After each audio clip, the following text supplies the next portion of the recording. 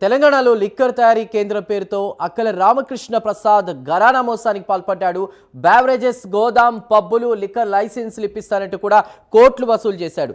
Australia citizen అంటూ కూడా హైదరాబాద్లో పలువురు వ్యాపారులతో పరిచయం ఏర్పాటు చేసుకుని బురిడి కొట్టించాడు.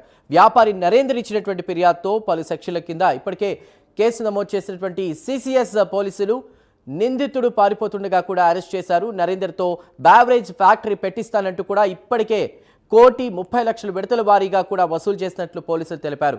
రామకృష్ణ తండ్రి వరప్రసాద్ మరో నిందితుడు విక్రమ్ కోసం స్పెషల్ టీం గాలింపు చర్యలు చేపట్టింది. నిందితుడు రామకృష్ణపై ఆస్ట్రేలియాలో అనేక చీటింగ్ కేసులు నమోదయ్యాయని, జైలు జీవితం గడిపినట్టు కూడా పోలీసులు తెలిపారు. ఇదే అంశానికి సంబంధించి పూర్తి వివరాలు మా కరెస్పాండెంట్ నాగేంద్ర లైవ్ ద్వారా అందిస్తారు. నాగేంద్ర. Thank you Chandu. ప్రస్తుతం తెలంగాణ రాష్ట్రంలోనే కాదు, సమాజంలో ఎవరైనా మోసపోయే వాళ్ళు ఉంటే మేము మోసం చేస్తామంటూ కూడా సిద్ధమవుతున్నారు మోసగాళ్ళు. ప్రస్తుతం అలాంటి ఇప్పటికే అనేక ఘరానా మోసాలన్నీ కూడా మనం ఇప్పటివరకు చూస్తూ వచ్చాం. ప్రస్తుతం తెలంగాణ రాష్ట్రంలో హైదరాబాద్ కేంద్రంగా లిక్కర్ తయారీ కేంద్రం పేరుతో మరొక ఘరానా మోసానికి తెరలేపాడు రామకృష్ణ. ముఖ్యంగా ఆస్ట్రేలియన్ సిటిజన్ పేరుతో తెలంగాణ రాష్ట్రంలో హైదరాబాద్ కేంద్రంగా బడా వ్యాపారవేత్తలతో పరిచయాలు పెంచుకోవడం జరిగింది. పరిచయాలు పెంచుకోవడంతో పాటు అదేవిధంగా పబ్బులకు సంబంధించి కానీ, లిక్కర్స్కి సంబంధించి, అదేవిధంగా ఇతర అంశాల్లో పెట్టుబడులు పెట్టండి, భారీగా లాభాలు వస్తాయంటూ కూడా వ్యాపారులతో సాన్నిహిత్యంగా పరిచయాలు పెంచుకున్న దానిలో భాగంగానే నరేంద్ర అనేటటువంటి వ్యాపారితో పూర్తి స్థాయిలో ఆయన నమ్మేటట్టు తనతో పరిచయం పెంచుకున్న తర్వాత ముఖ్యంగా ఈ లిక్కర్కి సంబంధించినటువంటి దాంట్లో ముఖ్యంగా దీనికి సంబంధించినటువంటి అంశంలో 1,30,00,000 రూపాయలని ఆయన దగ్గర నుంచి నరేంద్ర అనేటటువంటి వ్యాపారవేత్త నుంచి విడతల వారీగా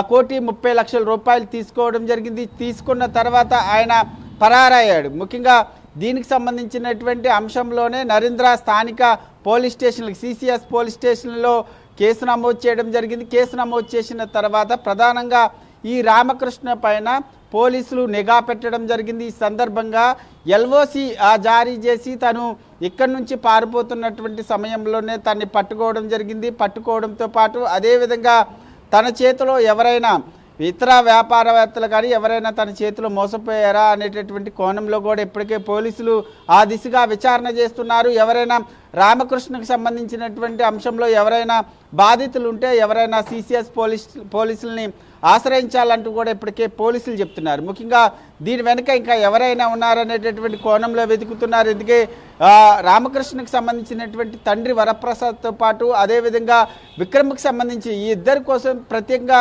స్పెషల్ టీమ్స్ సైతం ఏర్పాటు చేయడం జరిగింది. వారిని పట్టుకునేటటువంటి దిశగా ఇప్పటికే విచారణ సైతం కొనసాగుతుంది. అదేవిధంగా ఈ ఇద్దరి కోసం ఇప్పటికే ఈ స్పెషల్ టీం కూడా గాలిస్తున్నటువంటి పరిస్థితి కనిపిస్తుంది. ముఖ్యంగా ఈ రామకృష్ణకి సంబంధించి ఆస్ట్రేలియాలో ఉండేవాడు. ఆస్ట్రేలియాలో ఇప్పటికే అతని పైన వివిధ కేసులు నమోదయ్యాయి. అదేవిధంగా ఆస్ట్రేలియాలో జైలు జీవితం సైతం గడిపినటువంటి పరిస్థితి కూడా ఉంది. ముఖ్యంగా రామకృష్ణకి సంబంధించినటువంటి అంశంలో పూర్తి స్థాయిలో పోలీసులంతా కూడా తన గత చరిత్రను అంతటిని కూడా తీసేటటువంటి ప్రయత్నం చేస్తున్నారు. ముఖ్యంగా ఒక్క రామకృష్ణకు సంబంధించి ఒక్క నరేంద్రే మోసపోయాడా, లేదా ఇతర వ్యాపారస్తులు ఎవరైనా ఇతనికి డబ్బులు ఇచ్చి మోసపోయారు అనేటటువంటి కోణంలో కూడా విచారణ చేస్తున్నారు. ముఖ్యంగా రామకృష్ణ అనేటటువంటి వ్యక్తి ప్రధానంగా ఇతరులతో పరిచయం పెంచుకునేటటువంటి సమయంలో తన ల్యాండ్కి సంబంధించి కానీ, అదే ప్లాట్లకు సంబంధించినటువంటి అంశంలో ఇవన్నీ కూడా నావే, మీరు ఎవరైనా సరే నమ్మకంతో పెట్టుబడి పెట్టచ్చు. ముఖ్యంగా థాయిలాండ్ కానీ, మలేసియా కానీ, ముంబై కానీ, అదేవిధంగా బెంగళూరు లాంటి ప్రాంతాల్లో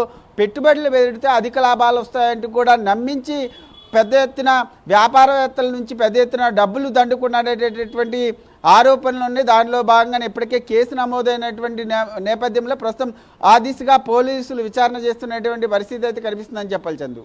రైట్ నాగేంద్ర, థ్యాంక్ యూ.